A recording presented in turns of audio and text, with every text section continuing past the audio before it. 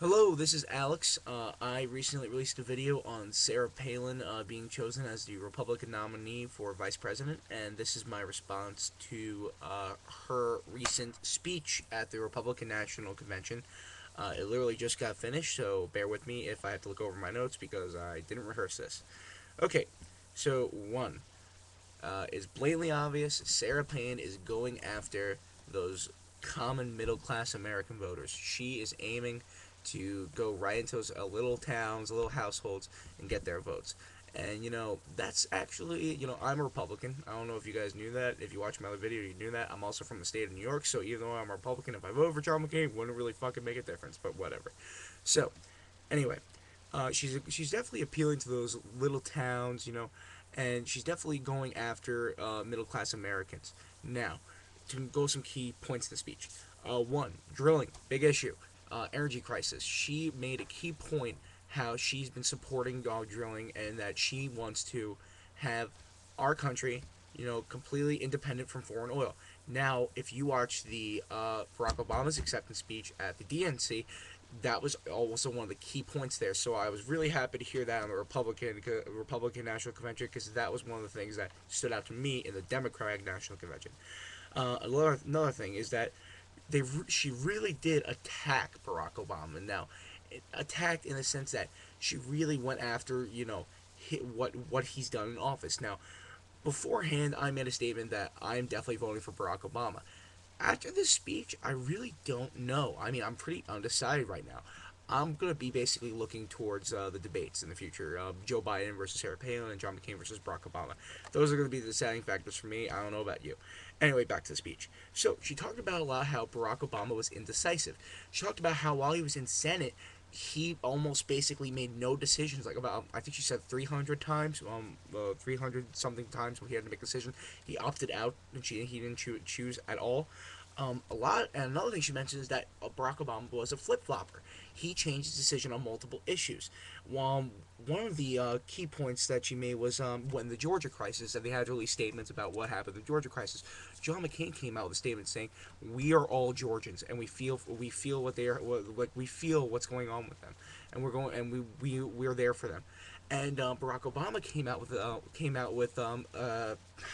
with a statement saying that the UN should come up with a solution to the crisis. But anyone who knows about the UN policy knows that Russia has a veto power for any of the UN decisions. Shows a lot of experience on Obama's part. Um, Really nifty that they were able to find that out.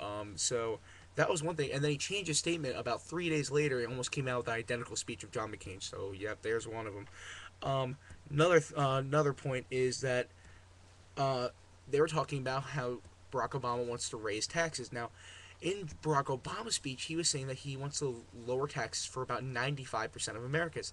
But in Sarah Palin's speech, she said that Barack Obama would plan on raising sales taxes, which is very, very negative in me.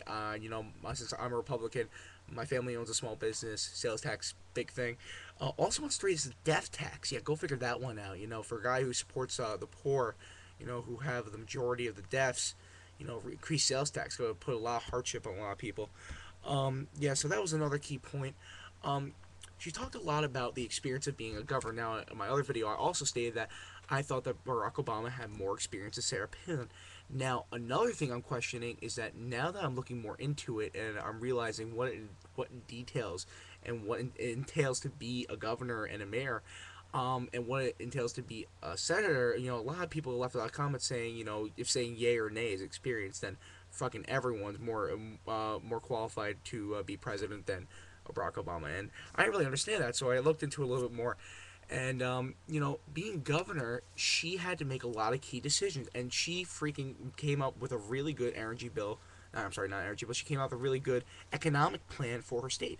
She actually saved she said $500 million worth of expenses, and when it and she's freaking the way another thing she applied to small town. She's like, yeah, I got rid of the jet that was for the governor, sold it on eBay. That was pretty funny. A lot of people laughed on that one. And she said another joke she put out there was I got rid of the personal chef, even though my kids probably miss her the most, which was quite funny.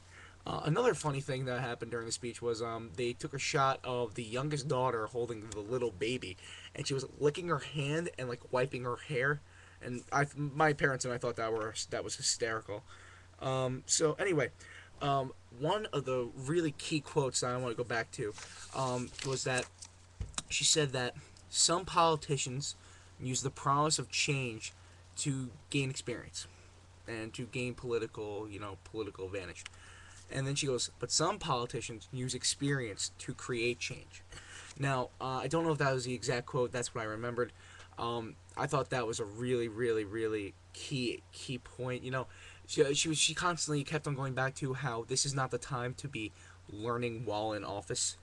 It's not the time to be learning on the job, not when you have the most important job in the country. And I thought she did a good job of attacking Barack Obama, but not overdoing it in the sense that to offend. Now, if you want to talk about offend, if you fucking watch Rudy Giuliani's speech before Sarah Palin, holy shit, Rudy was dropping bombs. You go watch that speech. I don't have anything written down or anything like that about him and what he's talked about in the speech. I watched it. All I remember though was that it was insult after fucking insult. He attacked Barack Obama, and so if you hate Obama, you like Rudy. I'm from New York, so I know Rudy's antics. So you can go watch that. Another key point was that Sarah Palin was talking about, how she even though she comes from a small town, she's the hockey mom. She's that typical middle class American. And she's gonna really appeal to a lot of voters.